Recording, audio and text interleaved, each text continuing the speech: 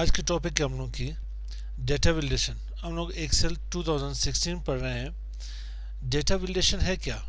Data validation में कुछ checks हैं, कुछ इफ़ की कंडीशन आ रही है। इसमें कंडीशन ये है, फर्स्ट मेरे पास ये एक पेपर है विंडोज़ की।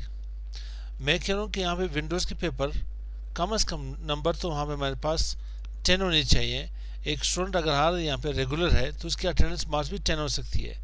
इट मीन्स मैं कह रहा हूँ कि उसके यहाँ कम से कम मार्क्स 10 होनी चाहिए, मैक्सिमम मार्क्स 100 से ज़्यादा ना हो। कभी कभार क्या होता है, जब हम कुछ हम टाइपिंग करते हैं तो टाइपिंग मिस्टेक की वजह से कुछ नंबर्स बढ़ जाते हैं, कभी 105, कभी 120, या यहाँ पे लेस में से हमारे पास कभी 1 आ जाए, कभी 2 आ जाए।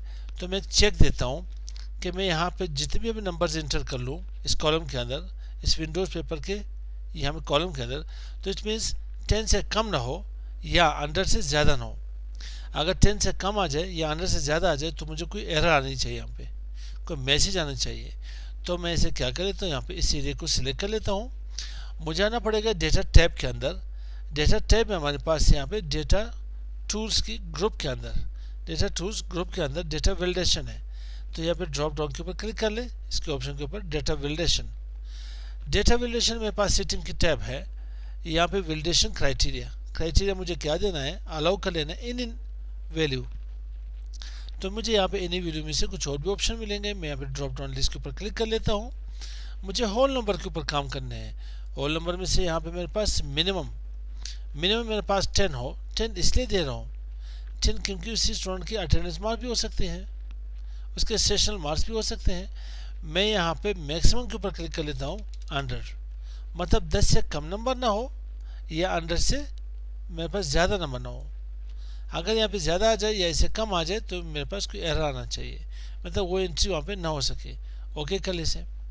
अब मैं कोई नंबर टाइप कर दूँ, किसी स्टूडेंट के मार्क्स हैं यहाँ पे 50, किसी के 66, किसी के 72, तो किसी की गलती से 8 लगे। मैंने 80 करने थे, 8 लगे यहाँ पे, तो मुझे एरर दे रहा है यहाँ पे, this value does not match the data validation restrictions defined for the cell.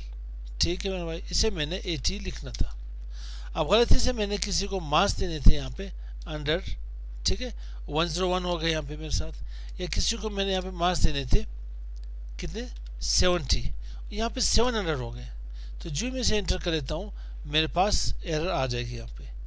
ये आप किसी भी पेपर में जाके डेटा वैलिडेशन लगा सकते हो, या आप कोई और चीज़ आपके पास, एक कंपनी आपकी, ठीक है उसी कंपनी आपके पास एम्प्लॉय है, तो आपको पता है कि उसी मेरे पास जितनी भी यहाँ पे एम्प्लॉय है उसकी यहाँ पे कम से कम सैलरी यहाँ 10,000 है, ज़्यादा से ज़्यादा यहाँ पे सैलरी मेरे पास जितनी भी अच्छी से अच्छी एम्प्लॉय है 80,000 से ऊपर की सैलरी नहीं है। बाई मिस्टेक कभी यहाँ पे कोई वैल्यू गलत हो जाए तो मुझे एरर आनी चाहिए।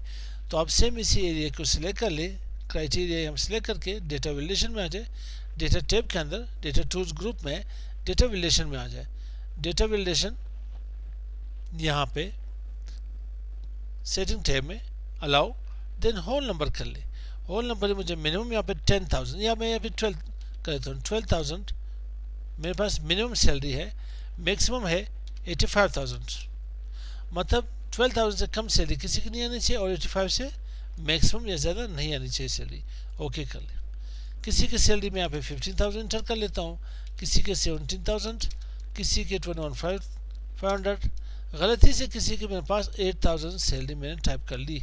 जी मैं इंटर कर देता हूँ, यहाँ पे मेरे पास एरर आ रहा है यहाँ पे, तो मुझे वापस यहाँ पे से ठीक करना पड़ेगा, 80,000 कर लेते हैं इसे।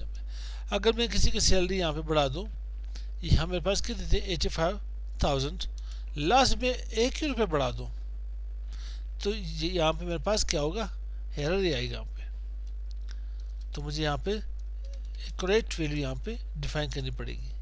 ये मेरे पास होल नंबर के 2 टैब्स आ गए।